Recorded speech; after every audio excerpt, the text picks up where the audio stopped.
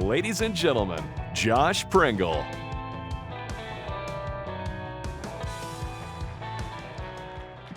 Good morning. I was at the RFMA-TV event in San Marcos in the fall and was having a conversation with a partner about the CO2 supply shortage that was going on. Apparently, RFMA leadership and staff overheard that conversation, and I quickly got voluntold to do this talk. So I'm not going to ask you to clap. Give me a boo if any of you ran out of CO2 this last year. Thank you very much. So we're going to talk today about a couple subjects. One is, why did you run out? We're going to talk about actually how it's used and created for you. Then I'm going to put on the crystal ball, and I'm going to give you the look at what 2023 and beyond is going to look like. And then we're going to wrap up with some methods to mitigate this. So yes, we're going to talk about the supply shortage, but we're also going to talk about what's going to happen in the future so you can work through it. So quickly, if you don't know how your soda system works, you combine water and CO2 to create carbonated water. You add the syrup, you create a soda. That's pretty simple. Who's got a beer system in their restaurant? There's somebody out here. I know Kevin has one in the back. So that is how a beer system, long draw beer system looks. The CO2 pushes the beer from the walk-in cooler up to the tap. When the CO2 is not present in either of those situations, we are going to lose profits. And as we all know, alcohol and soda drives a lot of profit.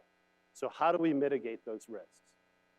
First, let's take a look at the growth of CO2 supply in the last decade. In fact, what you're looking at here from the left to the right is almost no growth in the supply of the gas. In a decade, we have increased 0.1%. So one of the factors at play is that it's very difficult and non-economic to create the gas. This map gives you a very clear indication that if you're in California, there are not a lot of supply sources. If you're in the Midwest, there are a lot of supply sources. But what we're going to talk about is why some of these companies experienced supply shortages in the summer and fall of 2022 that impacted you all to the point where you had runouts and you were not able to serve product. Very small pie chart, but very telling.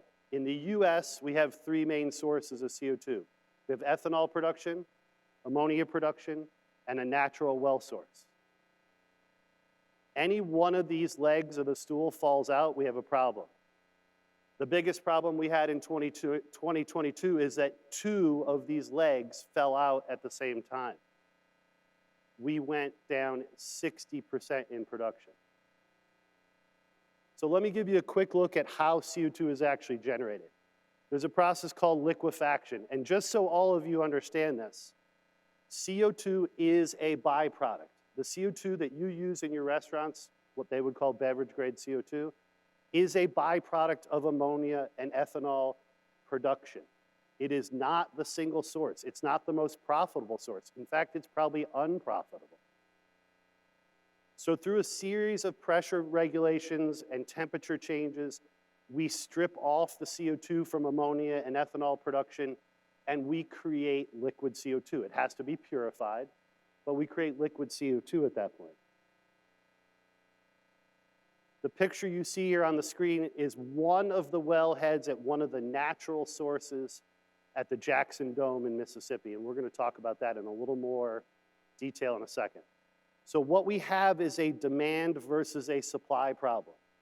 One of the things we've seen happen over the last decade is we've seen some new opportunities come online for use cases like cannabis and dry ice. We are today between 2,500 and 3,000 tons a day behind demand. You all are using more than can be supplied. The second factor is scheduled maintenance. Ammonia plants come offline every year at the end of the summer because farmers don't need ammonia. The third factor is unscheduled maintenance. Several of the ethanol plants in 2022 went down for unscheduled maintenance in the fall of 2022.